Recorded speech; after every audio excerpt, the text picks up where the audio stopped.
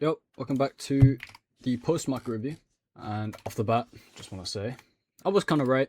It was either a consolidation day or an expansion day, just looking at the economic calendar. It ended up expanding higher. I think we could have seen this Valley Gap here when we were around this area. But no, we ended up just coming higher off of that. And again, rather, use this order block. And same thing on ES, already got that marked up. We have this order block we're using to push off. If we go to the 15 minute, I mark out 8:30 and 9:30 open. 8:30 is here, and 9:30 opened here. And you can see that 9:30 on ES, we actually took out a swing low here. And 8:30 didn't really do that as much. 8:30 is there. Probably would have rathered it come to this relative equal lows. I think that I would have liked that a lot more, especially at that key time, 9:30. Most likely I wanted to see it come to that hourly order block. That would have been great. But then again, we have this hourly for Valley Gap here, as well as non-ES actually. Non-ES. We never even tapped that either, so a bit of a tricky situation there, I think. Let's go to 1 minute. So 1 minute, we ended up, well, being a bit choppy at the beginning. We never took out any relevant sell side. This here is a bit better. I like that a bit more. We took out this swing low here, which was at 9:02, showing around 9:30 open. And that gives us our Judas swing lower. No swing low before 8:30 was taken, which is a bit tricky. We have SMT at these lows as well, so technically these are relatively cool lows that were taken. NQ does look stronger, so we might as well use NQ.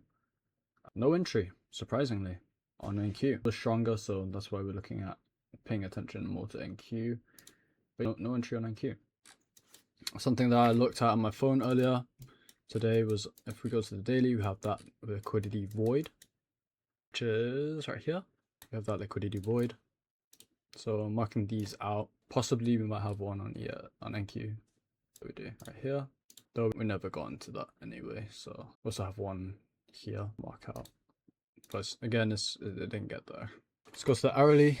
Looks like we used that area as support and pushed high off of that. Say we wait until the close above as support, making the liquidity void support. That would be a bit better. I think an entry could have appeared. You could have taken an entry at this candle here at 10 AM. So after 10 AM, any entry would have been fine. At that sell side sweep, we don't look at ES, NQ, sorry. ES here. We did have a for Valley Gap here. I think 3 minute would have been nicer. 3 minute. Look at that. Structure shift, sweep of sell side, structure shift here, for Valley Gap, tap into the Valley Gap, and allowing that to run up higher. Targets for today, honestly, I would have no idea. Probably most likely the swing high here. But any other targets, I don't think I would have used. Let's take a look at that 3 minute. So that would have been the trade for today for the 2022 model. You could have waited until this high here, taken off partials here. There was another model here at 12. We had a retracement, which can be seen as, well, a continuation higher in the PM. And we did get that. So sweep of sell side here, going into an hourly or 15 minute for Valley Gap, I believe. Just about ticked it, I think. Nope, didn't tick it. Might have been an hourly instead. Hourly for Valley Gap there. And let's take a look at NQ. Might have been a bit cleaner. NQ was a bit cleaner. We have that for Valley Gap. Then go to the lower time frames. We have 1:30 here. We'll mark that out. And we also have, let's take a look at the 3 minute model starting at 1 PM. So you could have taken this, I think. This is definitely a possible trade you could have taken. Though, say you wanted to wait for 1:30, if you go to the 1 minute, see, no entries here. Might have been an entry in this area. No. And so technically we have the sweep here. Have that sell side sweep. We come higher for that in this area. Mark your shift. Allow it to come into that area there. Probably would have gone an entry around this. That's fine as well though.